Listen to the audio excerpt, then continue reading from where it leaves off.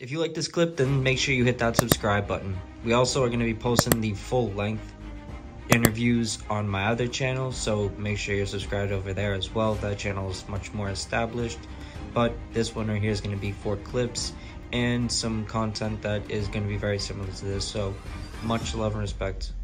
Like, yeah, you obviously everybody's gonna have someone they don't like. Like, that's just life. Like, that's just human nature. You can't get along with everybody. But the big players work with each other out here. I can pick up my phone right now and call Ryan. I can call any. You know what I mean? Because there's that level of respect once you hit a certain level. You know, when you get into the 1%, you know, eventually you meet everybody, and you know, you realize that it's easier to work together than not work together. You know, community is really important in this game. Like, it's really important. So that leads me to. Go ahead. Sorry to cut you off, but that leads me to a perfect question. Do you think that this making amends in a situation like this, do you think that that is good for the community as like a message for people to actually take the higher ground and actually take it in a different way of just trying to continue nonsense? Of course. I mean, you know, what is this game? 90-something% male. You know, I don't know if that's a real number, but it feels like it's obviously male dominated, right? Yes. Men in general, especially if they're trying to be successful or are successful, are extremely competitive by nature. You know what I mean? So, you know, when you get to business levels, you know, that the biggest brands and the biggest players are in, there's a lot at stake, whether it's your brand's reputation, the money on the line, the relationship. It gets real fucking competitive, bro. Like, super, yeah, like, people are your friends, but there's always a line that they, okay, yeah, you're my boy, but like, the interest of my brand now has to take interest over our friendship. You know, it's just reality. It's just life. Yes. And you know what I mean? But, you know, look, I'm going to use the Mount Vernon situation, okay? Since you asked a question about, you know, past, you know, whatever you said, making amends or whatnot. It's like, me and Mount Vernon, we've had our differences since literally I moved to LA. It's a true story. So what? 4 years, 3.5 years, literally have had our differences for many different reasons. You know, it's irrelevant why. I'm not going to go into all that out of respect for him. But, you know, after even all these years, we were able to have a conversation. What day is it? Friday? So maybe like earlier in the week, I think it was like Monday or something. You know, all these days run together. And we expressed ourselves to each other. I said what I had to say to him. He said what he had to say to me. And at the end of the conversation, as men, we realized, yo, you're never going to be my best friend, but I can respect you and what you do to provide for your family, provide for your friends, for your brand. You know, I can respect you. It's like, I don't know if you know this, but his brother in real life, blood brother, is shopping carts.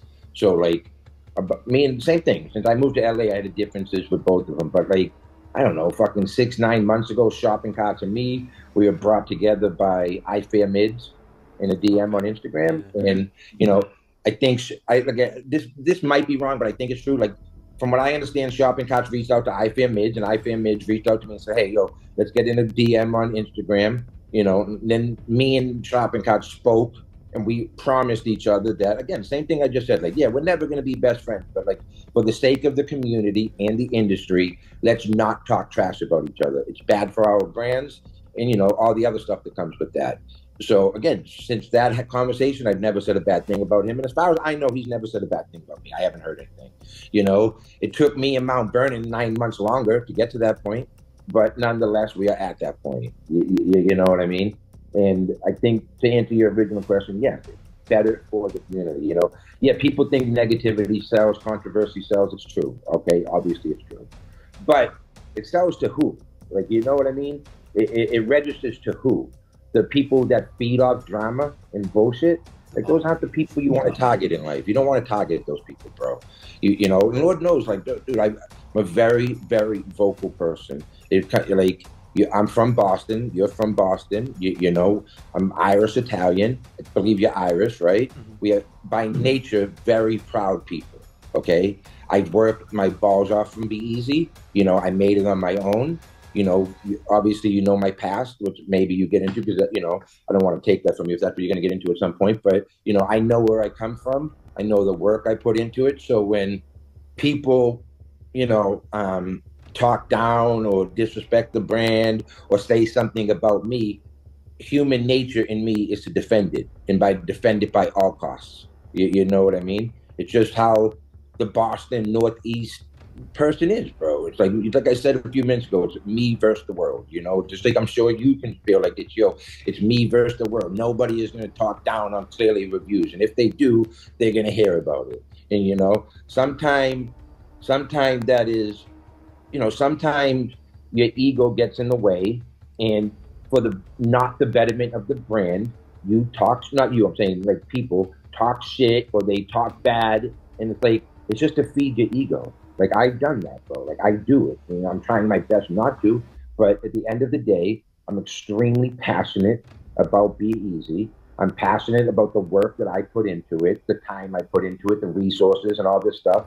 And you know, just like anything else, when you're passionate about it, emotions can be turned on or off very quickly. You know what I mean?